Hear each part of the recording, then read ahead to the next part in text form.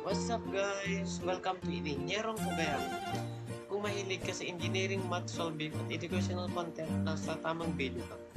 Dito sabay nating aralin at solusyonan at iba't ibang problem step by step. Now, for today's challenge, kaya mo bang isolve itong 3K percentage problem? Kaya simulan na natin. Ito ay galing sa CEC Board Exam noong November 2001. A man sold a book by a mistake of 120% of the market price instead of discounting the market price 20%.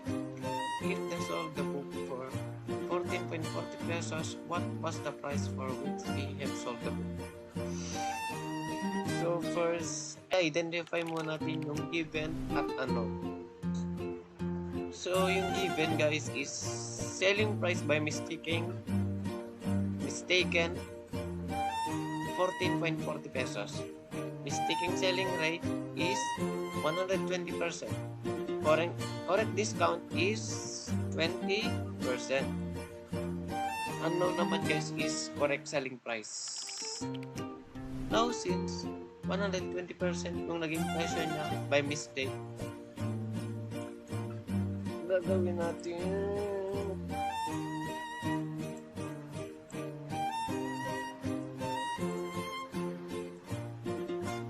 120 over 100 is equal to 1.20. So let x is equal to MP or market price. So magiging 1.20 x is equal to 14.40 pesos. Next step, divide both sides by 120 para makuha natin yung market price. 14.40 pesos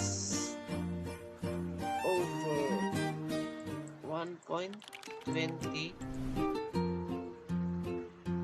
is equal to 12 pesos. Therefore, market price is 12 pesos.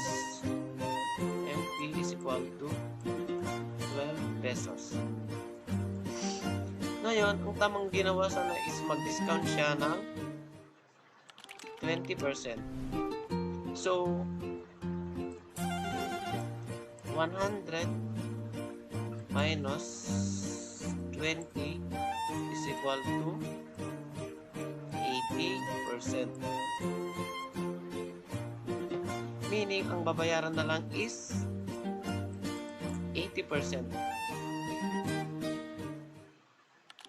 Therefore, para makuha ang tamang presyo, gawin natin munang decimal yung 80%. 80 over 100 is equal to 0.80.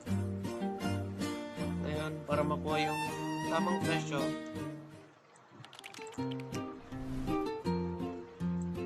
0.80 times 12 is equal to 9.60. Therefore, the correct selling price is 9.60. 9.60. So, the correct answer is letter D. Comment down below kung tama sagot mo bago ko ni-reveal yung solution. And don't forget to follow and subscribe Engineering Cagayano for more engineering and math problem solving content. Bye!